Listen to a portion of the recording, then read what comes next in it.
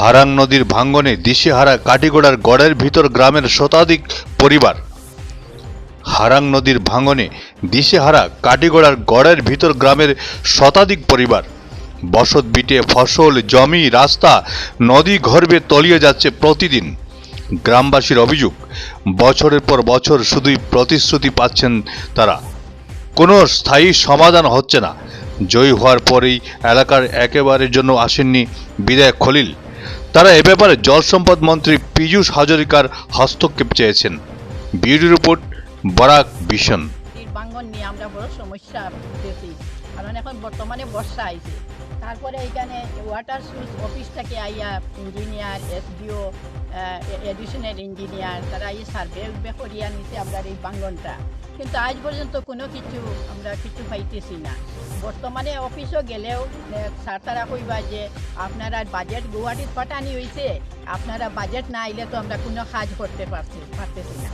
এখন আমরা বর্তমানে কীরকম বাঁচতাম, আমরা বাড়িঘর যেসব বাঙ্গিয়া নিয়ে গিয়া বর্তমানে ফ্লাডের সময়, এখন বর্ষার সময় আসছে, আমরা যদি এই রাস্তা যদি বাঙ্গিয়া যায় গেতে আমরা ছেলে মেয়ে স্কুলে যাওয়া সমস্যা, এর মধ্যে অসুখ বিসুখ আছে, আমরা কীরকম এই গ্রামে বাস করতাম।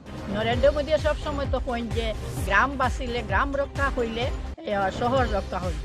তো এখন আমরা গ্রামটা রক্ষা করতাম কীরকম, আমরা কংগ্রেসের আমল থেকে খালি অ্যাপ্লিকেশন দিতে আসি, ওয়াটার সোর্স অফিসও গেলে টেবিলে টেবিলে হারাং নদীর অ্যাপ্লিকেশন পাইবা, কিন্তু এখানে তো আজ পর্যন্ত আমরা কোনো কিছু সমস্যা সমাধান করতে পারছি না। খালি সংসারও আমরা খালি বুট দিতেও আসি, সরকার গঠন করি আর বুট দিয়ার এই মাত্র আমরা শেষ।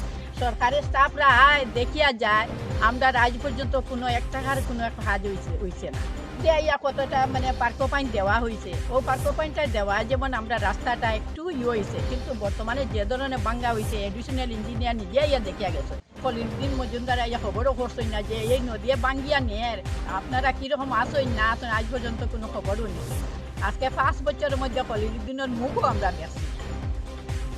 গ্রামের হারাং নদী ভাঙ্গনের যে অবস্থা হয়েছে ওগুলো খুব খারাপ। বর্তমানে 4-5টা পার্কো বাইন দেওয়া হয়েছিল, 4-5টা পার্কো বাইন দেওয়া হয়েছিল এখানে। এই দেওয়াতে মানে একটু বাঙ্গার একটু কন্ট্রোল হয়েছিল, তারপরে বারবার ইঞ্জিনিয়াররা আইলা, বাট কন্ট্রোলের কোনো স্টাফ মনে রয়েছে না, বাকি সব বারবার আইন তারা আইয়া দেখেন দেখিয়া যান গিয়া এই জায়গাটা মাফিয়া নিলা, 2বার করে মাফিয়া নিলাম। মাফিয়া নেওয়ার পরে বলে এই কমসে কম এই কোনাটারে তারা ঠিক করে দিব, কোনো খবরই নাই। তারা বাংছে, আমরা নিজে দেখুন বাঁশ দিয়া গরব লাগাইছি, মানে আর উপায় নাই। আর মানে আমরা রাস্তাটা ঠিকাই দিলাম, আর একদম দেখুন আর 5-6 মিটার দূরে গড়।